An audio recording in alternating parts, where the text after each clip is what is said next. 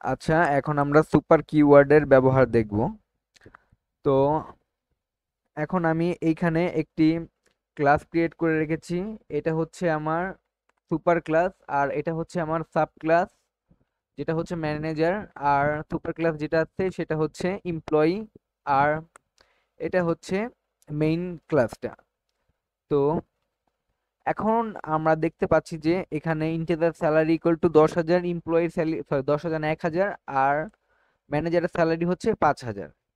এখন আমরা একটি অবজেক্ট ক্রিয়েট করে এর ডিসপ্লে ফাংশনকে কল করব।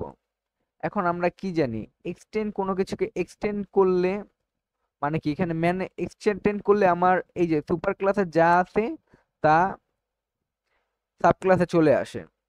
তো এখানেও সেটা ঘটবে, কিন্তু এইখানে আমরা দেখতে পাচ্ছি যে ইন্টিজার স্যালারি ইকুয়াল টু 1,000 আর ইন্টিজার স্যালারি ইকুয়াল টু মানে 5,000। এখন হচ্ছে দুইটা হচ্ছে ওভাররাইট হয়ে গেছে।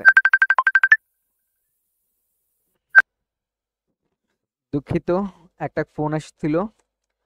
আচ্ছা, এখন আমরা যেখানে ছিলাম, তো আমার এখানে হচ্ছে আমার স্যালারিটা আর এখানে হচ্ছে স্যালারি, দুটা হচ্ছে সেম। এখন আমার কোনটা এক্সিকিউশন করবে এই জায়গায়? তো আমাদের আমাদের এখানে প্রায়োরিটি চেক করতে হবে কোনটার প্রায়োরিটি সবচেয়ে বেশি। তো আমরা আমাদের যেই সাব ক্লাসের মধ্যে যেটা আছে সেটার প্রায়োরিটি সবচেয়ে বেশি। তো আমাদের এই যে 5,000টা প্রিন্ট করবে। এখন এখানে যদি আমি এখানে রান করি, তো আমার এখানে দেখাইতেছে 5,000।